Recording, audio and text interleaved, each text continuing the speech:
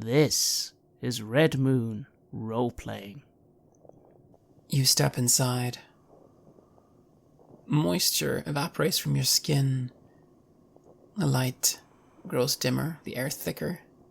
The walls pulse faintly with veins of striped granite, where Kua's rich soil gives way to bedrock, carved not by machines, but by something living. Every surface is coated in a brittle film, flaking beneath your boots. I would like a roll here from one of you for either survival or culture. I roll 2 successes. Then you have an idea what this might be. It's a legend. The Azaelian, the mother of Kua. Her scent is in the stone now, musky and ancient, and her hunger clings to the air like spores. The sheer scale of this tunnel, the curve of it, the gouges in the walls, the smoothness of the passage, it speaks of something impossibly vast, a worm-like being that's never been seen, but whose tunnels are at times identified on Kua. You seem to have walked into one such tunnel. Is she here somewhere? It's certainly interesting. I've had a lot of time to read over the last cycle. After all, a lot of Kuan history is now very much soon going to be ancient history, and I've wanted to preserve some of it. So yes, I have read these stories, but the stories about what the mother is. What, is she some sort of native life form to the planet? Some sort of colossal creature? Some sort of spirit? What exactly is the mother of Kua supposed to be? In the legends, anyway. Yes, the legend speaks of a massive being. A worm-like being. But that is not based on anyone having actually seen it. No, just based on these tunnels that it creates.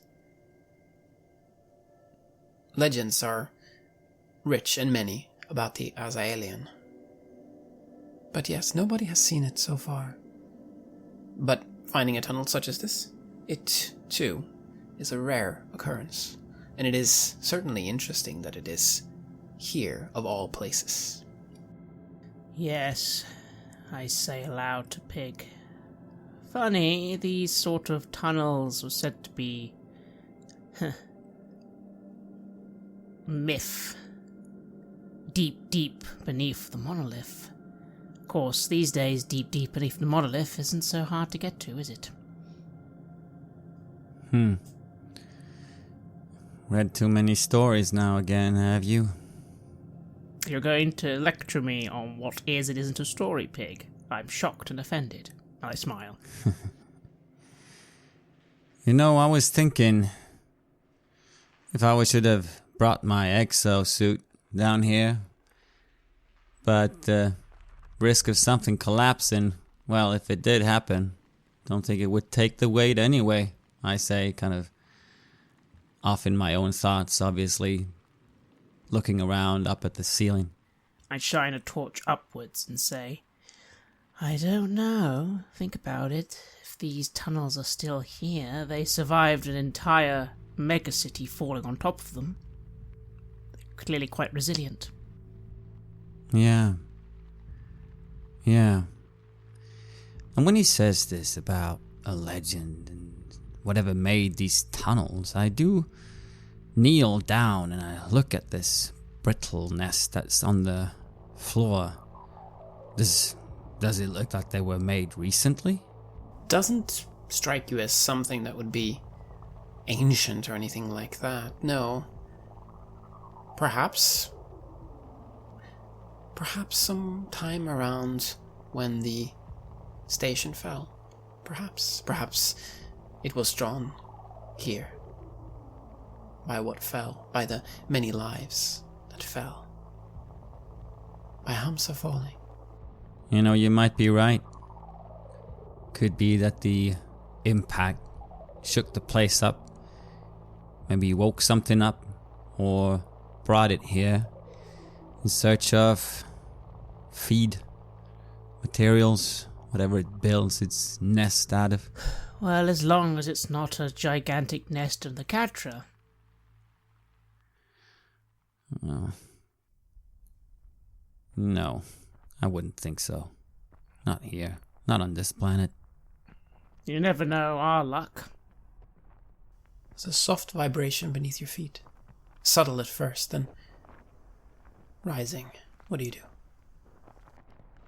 You, see slung across my other shoulder is the old accelerator rifle that I've had with me all this time, though it's been repainted and repainted again, this time in a red hue. Kind of the same color as the clothes that Aisha used to wear to the meetings. And it has a faint glow that kind of pulsates to it. Obviously, I've put some fancy light work inside of it, and the name Aisha is shining dully in red as I'm looking up around. But it's not that I'm going for. I'm going for the carbine. Are you feeling that? I put a hand to the ground and nod. Yes. The ground shudders. There's loose gravel that dances in the beam of your flashlights. Shit. Stick to the sides. I nod and do just that quite quickly. And the shaking grows intense, and images flash before your eyes. You are kneeling in silence. Before you rest 4 humble containers, the contents ancient as the stars. Couscous, water, mirror, and a single lit candle. The elements of life and of the song. Your hands hover over them, trembling slightly as the resonance deepens. Grain grown from the seeds buried by countless foremothers still singing beneath the soil. Sustenance drawn from memory and toil, whispering the stories of those who walked before you. Water, clear and patient, flowing through bloodlines and birthright. It nourishes, then forgets. We rise from it, then step out of the stream that carried our parents to us. Mirror, bitter and sweet, the scent of remembrance. A single breath can summon entire lives. A childhood, a betrayal, a name once whispered in joy or fury. These moments never truly fade. They wait and wax, sculpted by the labor of unseen hands, poured and shaped with care. The candle burns, fed by the breath of passion, by hope and fury and faith. It will burn until nothing remains but smoke and death, and even then the light lingers in the eyes of the one who watched it die. You see a glimpse of the room around you and you recognize it. It is the emissary's quarters. Are you looking out through the eyes of the emissary? And you are back in the tunnel again. The shaking has stopped. I'm giving a small smile and look over at you. It's talking to us. Showing us visions. I rub the bridge of my nose. Wonderful. Visions of riddles and useless icons and pictures. Couldn't just tell us what it wants. Not useless. The elements of life. Didn't you see the couscous, water, myrrh, the single lit candle? Yes, and how am I supposed to use those to do anything? Oh, let me guess. That, no disrespect. Is that how you made your life? You took a candle and a mirror and a piece of couscous and you put them all together? Is that what you're saying? You've already started?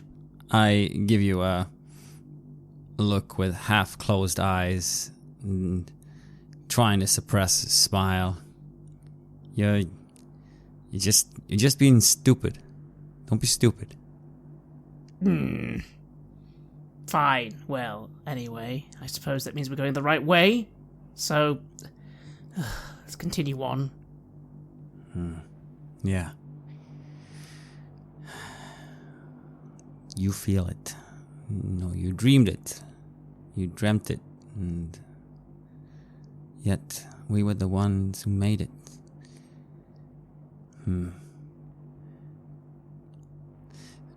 I was born as Abida bint Naim with a twin sister. I start walking. Her name was Alaya. Myself, I had kidney problems. I wasn't gonna survive long. So my uncle, who made most of all this, I say, and I flex my extra arms. He did the simple operation of taking one of my sister's kidneys and giving it to me. We could share life that way. Yet, somehow it was I who survived. Her body deteriorated after that, whereas I was the one that went on with what she left in me. Maybe when I saved Aisha, when I had her there on my operating table, I didn't take anything from her, don't think that. Except, tissue samples, everything you'd need for the operation itself, and I'm not sure if they were ever used for something. But it could be that to some degree, just like I'm carrying part of my sister, what we created carries something from Aisha as well, and in that way, maybe something from you.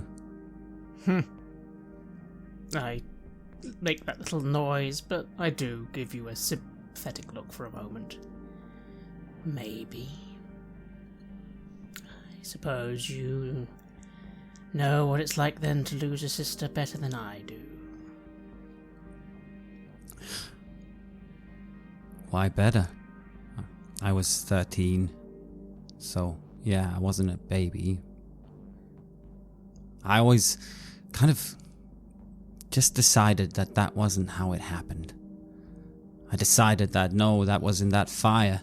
It was part of when they shut down the rebels. It was all part of the plot, and she was just a victim in all that.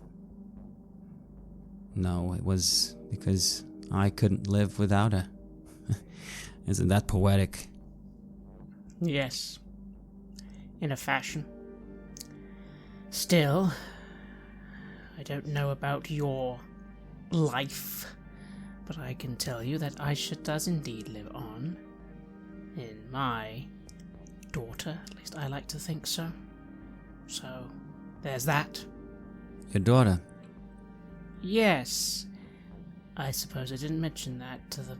Well, you know she was pregnant, so yes, I have a daughter. She is doing well. All things considered. I stop and I look back at you and I kind of just halt and why are you down here going through caves with me? You got a daughter?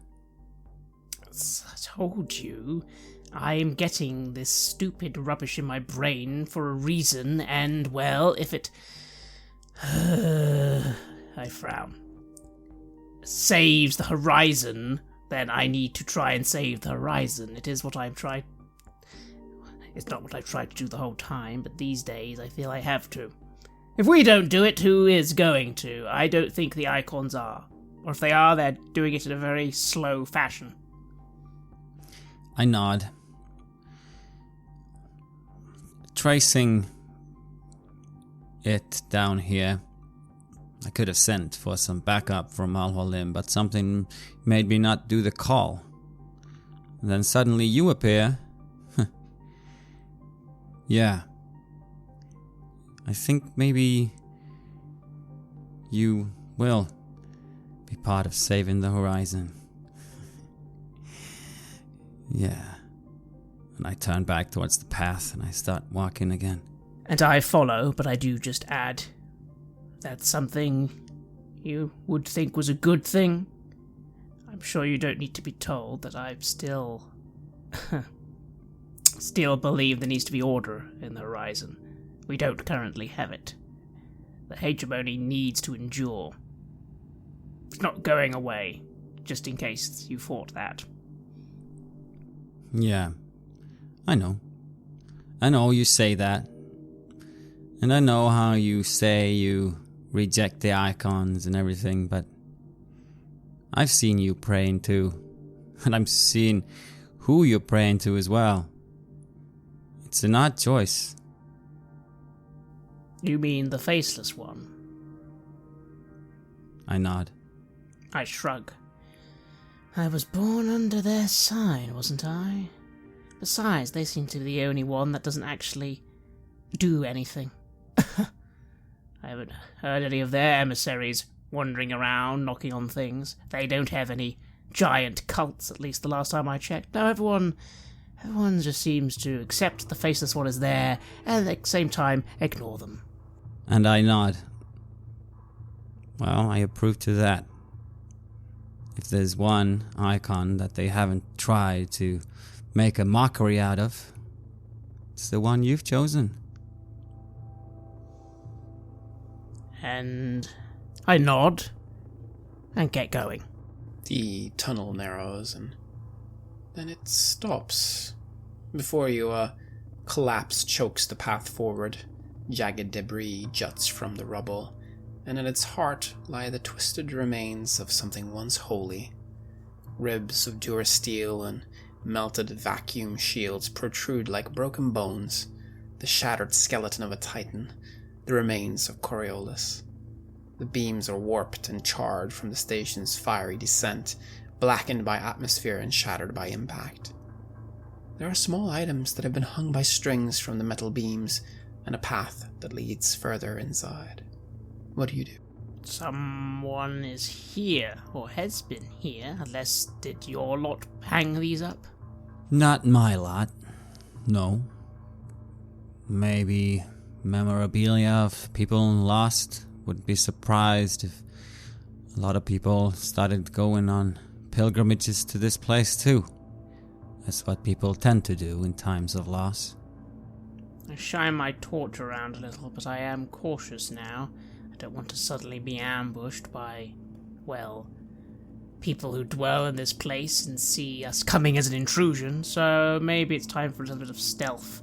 But I try and see the way forward and head that way.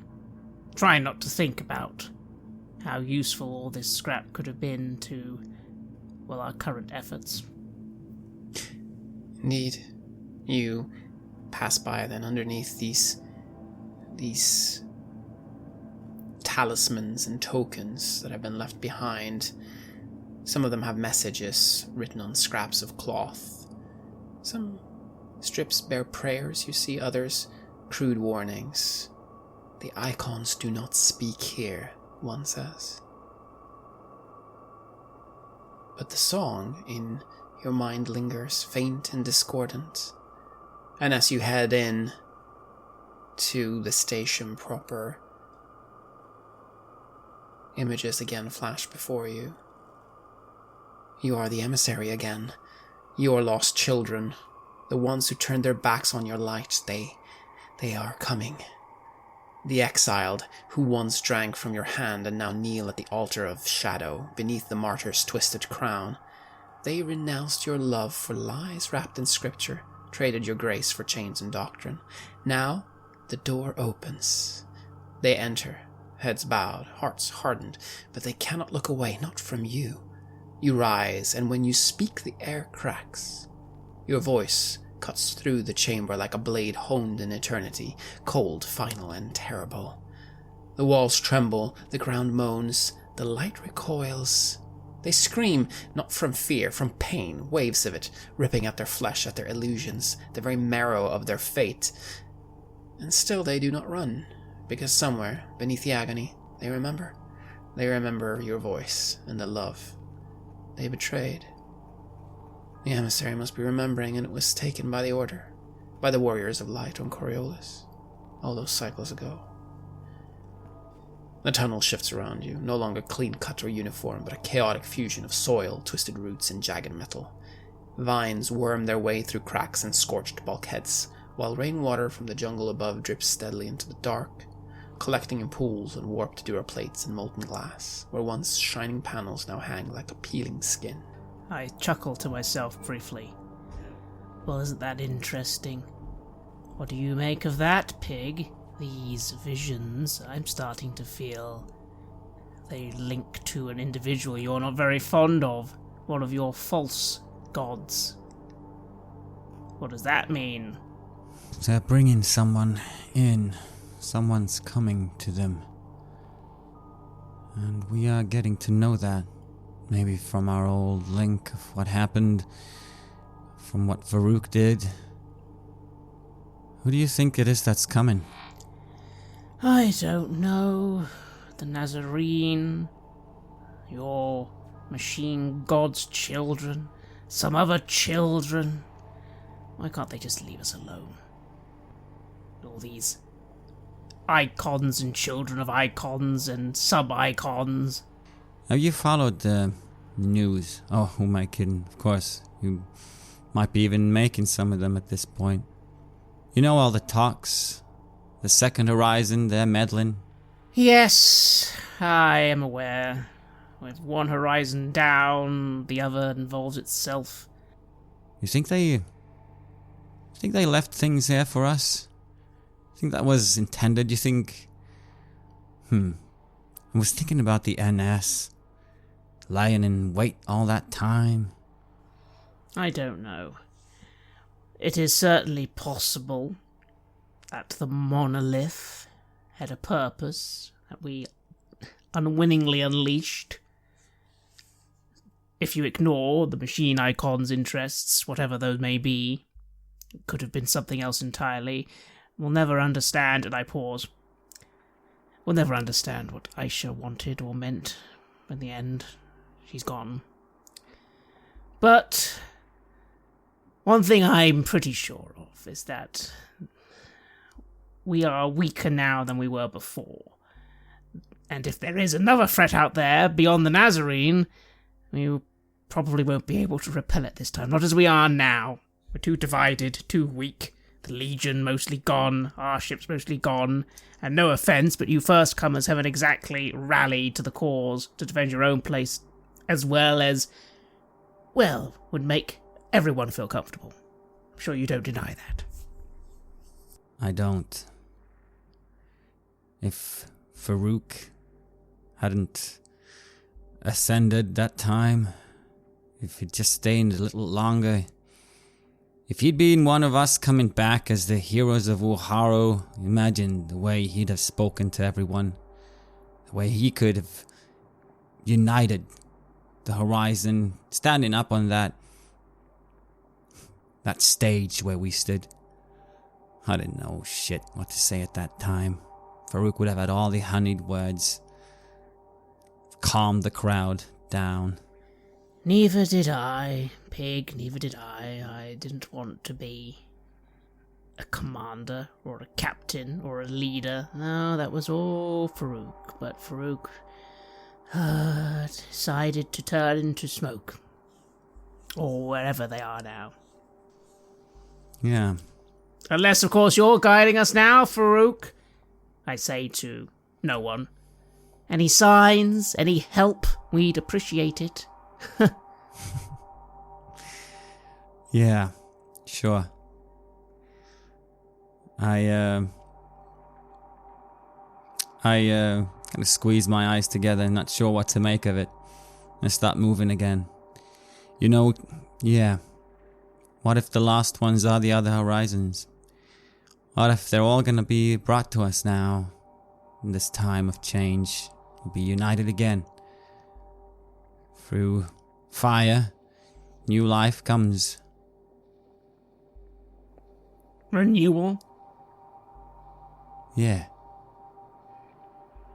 Division, and then reunited. I shrug. I move on, but I'm getting impatient, and I just quietly say, one thing's for sure, I'm not going to keep going on all day. We go on a little further, and then I don't want to get lost down here. Right.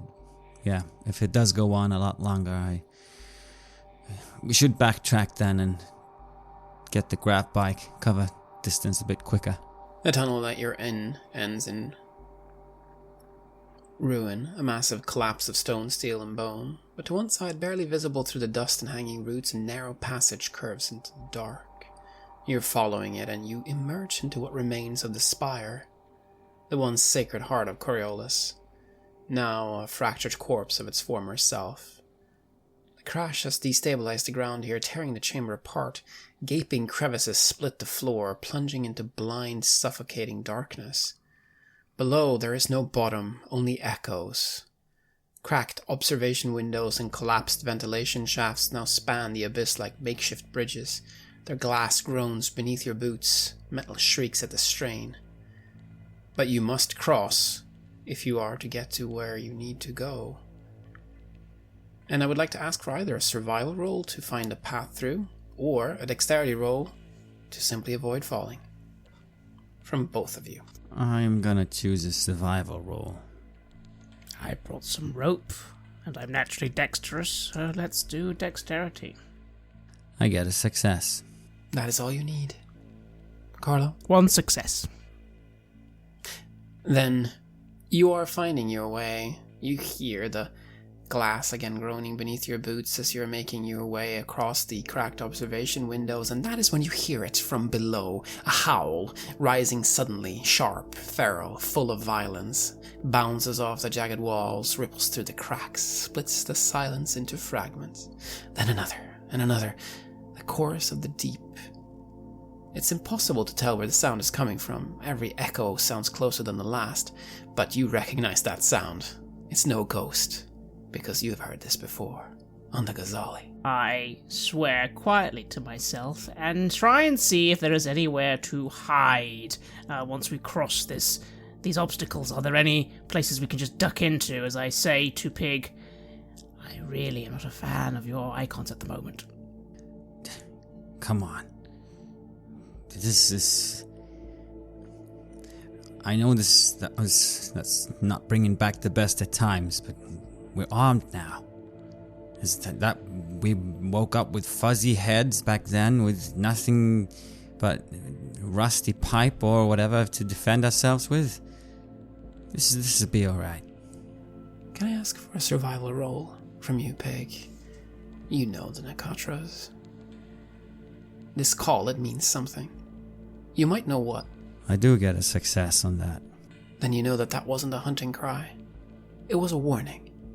A signal to its pack. Something else is coming. This is not them searching for prey. This is something preying upon them. We better keep our heads down. Yes. And as you continue making your way across these makeshift bridges, something seizes you again, the emissary. Seizing not your body, but your mind, pulling you with tireless purpose, dragging you through unseen depths. Darkness seeps into your veins, cold and heavy, until even thought feels weighted, sinking. The temple walls around you shudder, groan, then crack, and through the breaking stone they appear, the masters and destroyers of Terra, the parents you fled from across the stars. Their gaze burns as you tumble, weightless into a bottomless starry night. Your body shreds, a million pieces cast into the void. Your mind flails, desperate for refuge, for form, for self. Panic, a clawing terror without a name, without end. Then, tranquility, a flicker, a light. Your lost children, beacons in the darkness. Their presence calls to you, luminous threads weaving a path back to existence. You follow, and where once there was only flesh, now there is metal, structure, breath drawn through steel lungs. A new body forged not from blood, but from ambition, from salvation. You awaken inside a vessel greater than any single life, the Coriolis space station. You are reborn. The emissary is reborn inside the station. And it sang, didn't it, Pig? It sang to the children. It sang to you. It sang all across the horizon.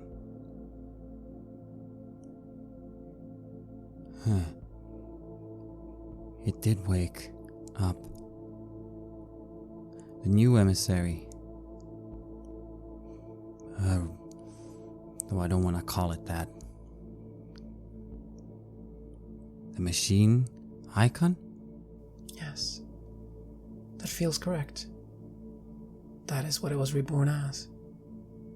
But at the core, still, the emissary that you failed to save, the one that was taken, that is the one that was reborn inside the station, and now the station is destroyed. Maybe. I say to myself, a bit aloud. And then I realize I'm talking, and I look over at you. I think maybe what we created, it's looking to absorb whatever remains of the machine icon that rests in this place. But I'm confused because I thought if the bloody machine icon, the messenger, whatever, became a space station, I don't even understand how that's possible. Why did it shoot itself? I don't understand. Aisha was doing the work of the machine icon, she said, wasn't she? That's why she blew everyone up. Why did it blow itself up? It isn't for us to understand. I shrug. Who says? The messenger? The emissaries? The icons themselves, they have their own will. You know, they don't talk to us. We can only hope that they favor us. You seem to be taking this on very well. I'm starting to think it's seeming that your false emissary is actually the thing you serve now quite happily. That makes me wonder. Did it change its ways somehow? Decide that the messenger wasn't the right shape that it wanted? Did it realize maybe that the icons were already who they were and something new was needed? I don't know. Izam. I don't respond to that, I just move on. I'm irritated and getting tired. Yes, but the journey goes ever onward. The floors of the spire, once orderly regal, have collapsed and melted into each other, twisted by the impact against Verkana Ridge. What were once corridors have become cliffs. Parks and plazas lie on their sides, their mosaic floors cracked and tilting into dark gulfs. Streets curve upward at impossible angles, climbing toward where ceilings once stood. You're moving carefully, each step a calculation. You are forced to scale nearly vertical avenues, picking your way across collapsed homes and tilted market stalls.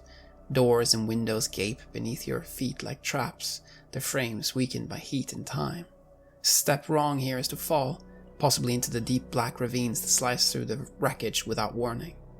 Navigation becomes a labyrinthine ordeal, not just laterally but vertically.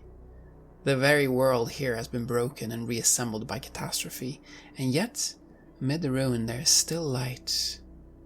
Thanks to the wealth that once flourished here, many of the fallen residences and boutiques still cling to fragments of their former splendor.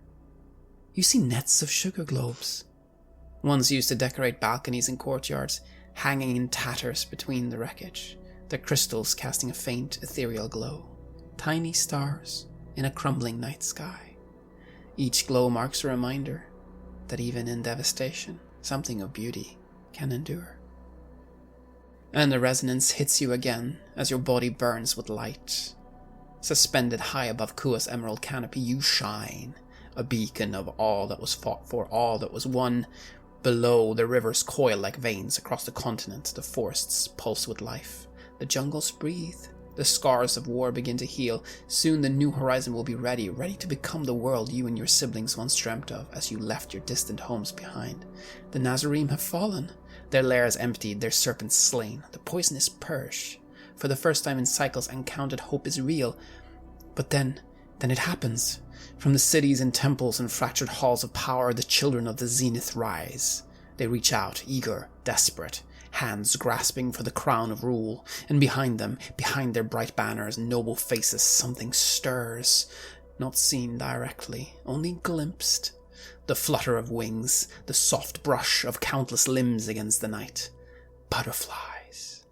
Thousands of them, born not of sunlight, but of the void. Butterflies in the darkness. The emissary realizes that the rise of Zenith will usher in the arrival of the first horizon. And you realize this as well. As you are back looking over the broken arteries of the entertainment district of the Spire. And here you see bodies. Skeletal ruins of food courts, theaters, and museums. Here the crowds once thrived, friends, lovers, families walking hand in hand beneath the ever-lit sky of the Spire. Laughter and music had filled these streets even in the final days, even as the station began its death fall, and then the world tore open. You see these scars clearly. The hull ruptures where the fields failed, where the elemental defenses overloaded and shorted out. The air became fire. The crowds boiled, burned, and were swallowed by the crash. The ground under your feet is thick with ash, splintered bone, and twisted remnants of life. Will you dare to look closer? No. No, I do not wish to disturb the dead. This is all making me angry. As I keep going, say aloud, almost to no one again. Although, again, if this thing is trying to contact us, or talk to us, or guide us, well, it can listen. And I simply say, I get it, yes, we were just as bad as the other pariah, but there could have been another way. There could have been another way. You, with all this power, you had all your mystics, if that's you're supposed to be the one who made them, aren't you? Or the emissaries are supposed to have made them, and what? No, your only solution was burn everyone. Well, I don't buy it. I don't find any sympathy. You could have found another way. I don't see the connection, I say. I start kneeling down towards the burnt remains. I was wondering if we'd see any remains of those that lived on the station, or if they'd all have been vaporized and turned into small particles as it fell. Atmosphere making short work of them, but this place is surprisingly intact. And I kneel down and I look at what we find, the ashes that stir and the fractured bones. Can I ask for a medicurgy roll? 2 successes. You see the bodies, their faces locked in masks of terror. Some remarkably well preserved. You discover a cruel truth, Pig. Some of them did not die in the fall. They survived the impact, only to perish later in the dark, alone. They didn't even die up there. Not coming down either. As I see Carlo still being upset, I spare him the rest of it. Yeah, that's what it seems to say. All about the Zenith, drawing the butterflies to us. The song around you vibrates strangely like a harp string plucked by an unseen hand, and you hear something shifting. This isn't a resonance. This is right in front of you right now. Movement. One of the mangled bodies is twitching. I start singing a song to the machine god as I also slowly raise my carbine. Several of the mangled bodies are twitching and beginning to rise. Their movements are unnatural, shadows clinging to their broken forms, their eyes hollow. They are physical manifestations of darkness, mockeries of life, the stuff of old tales and fearful whispers. A low, guttural croak escapes one of these Bokor, not a voice, but something deeper, older, scraping against your mind. Then we'll say that because you started raising your weapon first, Pig, you go first. There's 3 bodies that have begun moving. I hear the voices rising as I'm trying to overpower them with mine and my song. But I'm not fooling myself. I'm not Aisha, who closes a whole weapon off out there in the darkness, stopping this from happening. This needs to be done with a trigger. And I start firing full auto on these bodies as they start rising. But still, I try to pretend in my mind that it's more than that. Then fire away.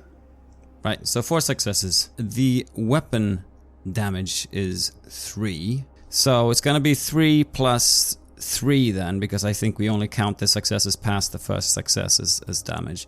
So 6 damage. And yeah, if I feel like one is falling down, I'll continue on the others. Otherwise, I'll just fire until I get one down. Then you are firing at these returned. The first one is hit, its body collapses, unraveling into a spill of black mist and brittle bones. For a moment you think you hear a whisper, a child's voice, a plea, and then silence, but then the others keep coming. Another one is dissolved into soot, and we go to Carlo. Far less fancy than Pig's weaponry. I just aim my twin carbine with precision, backing off a little, and just do one standard attack on the nearest one. And that is 4 successes. With such a massive success, you hear a crackling sound that bursts from the corpse as it falls. Not quite bone, not quite stone. The shadows around it bleed away like smoke caught on the wind. As these 3 are down, but you hear more movement coming from behind you. More than 3, more than 10. It is perhaps time to get away from here. Yes, we need to move, and I quickly motion for Pig to follow, like, we need to go. And as I move, I just find myself looking back one last time. Are these things... I mean, is this the same thing as we saw on that station so long ago? Or is it different? It is similar. Not quite the same. Not quite the same. But it is the darkness between the stars that is behind this, too. This is a place that has seen much death. My spare hands make a swift, practiced maneuver of exchanging the clip as I nod, not paying attention to the weapon, and now follow Carlo. You do. And as you are running away from the dead, another resonance hits you. You hear his voice rising above the gathering murmur. Your brother, the emissary who crowned himself judge. Brothers, sisters, you know it to be true. Only a decisive blow can sever the serpent's head from its writhing body. The children of Terra have been deceived. Their kings and prophets speak with forked tongues. If balance is ever to be restored, their corrupted rule must burn. The portal builders left us their leveler, a weapon to bring down the sky itself. We must wield it. Only fire from the heavens can clear the soil for new life to grow. And those words strike you like blows. You feel not anger, but grief, despair. Your new body, this beautiful, fragile vessel, the station that binds you to the children you have come to love, must perish. And you with it. You step forward, voice heavy with sorrow. I see it too. I see the path laid before us. But if we take it, if we bring down the sky, They will never forgive us. We will not be saviors in their eyes. We will be their nightmare, their icons of fear, haunting their dark and lonely hours. We will become the night itself. The crossroads yawns before you. There is no path without sacrifice, no future without blood on your hands. The station is destroyed in a brilliant light. And then you awake, and you see two people in front of you. Pig, you see yourself, and Al-Halim, the emissary reborn in your creation.